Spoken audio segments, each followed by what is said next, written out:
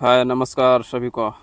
जब भी तुम न्यू सेटिंग में जाते हो और जब तुम कुछ बोलना स्टार्ट करते हो तो लोग ये नहीं देखते कि तुम कैसे कपड़े पहने हो, तुम कैसे दिख रहे हो, तुम मेरे जैसा हो जंग दिख रहे हो, काले हो, क्या हो, फ़र्क नहीं पड़ता।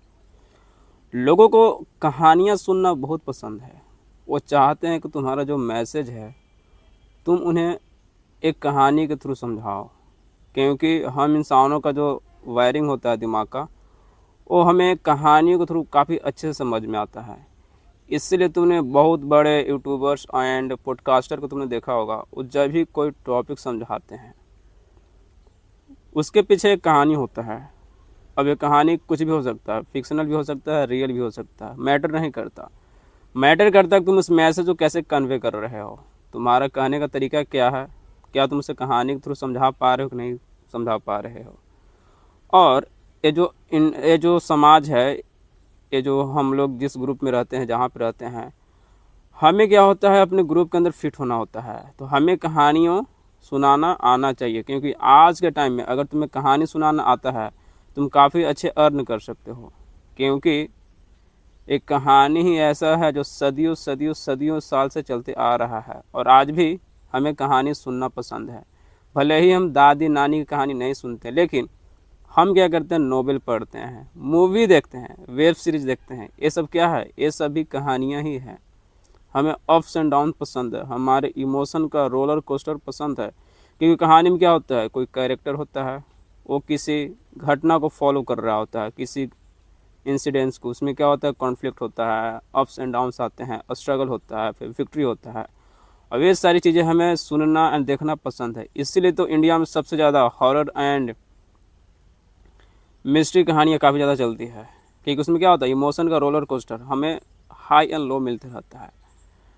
तो अगर तुम एक अच्छे वक्ता बनना चाहते हो, एक अच्छा स्टोरी टेलर बनना चाहते हो, तो तुम क्या करो, आज से ही नोवेल पढ़ना स्टार्ट कर दो।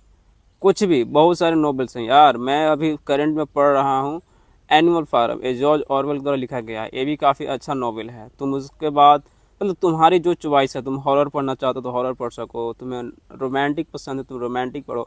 एक हिंदी का नोवेल मैंने जस्ट ही फिनिश किया हो, जिसका नाम है गुनाहों का देवता। ये जो धर्मवीर भारती द्वारा लिखा गया है, काफ़ी अच्छा नोवेल है। एक खासकर मिडिल क्लास को टारगेट करता है। तुम भी चाहो तो ये सब पढ़ सकते हो।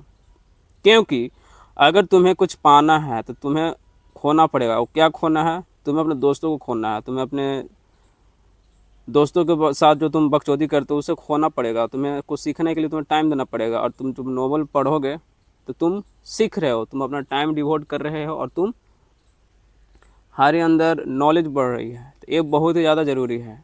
आई बात समझ में। और दूसरी बात कि तुम अपने इंग्लिश में सुधारो, मतलब अपना अंग्रेजी सुधारो। क्योंकि क्या है कि इंडिया में क्या है, हम लोग को लगता है कि अगर हमें अंग्रेजी नहीं आती तो कोई बात नहीं, लेकिन ऐसा नहीं है यार।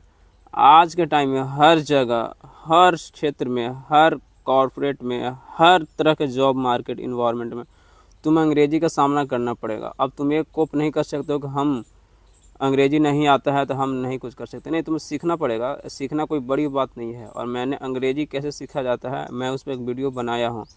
तो तुम जा सकते हो, प्लेलिस्ट में देखो, तुम उस वीडियो को देखो और ध्यान से देखो, समझने की कोशिश करो मैं क्या वहाँ पे कम्युनिकेट करने का कोशिश कर रहा हूँ। आई होप वीडियो से तुम्हें कुछ हेल्प हुआ होगा। मिलते हैं नेक्स्ट वीडियो में, तब तक के लिए बाय।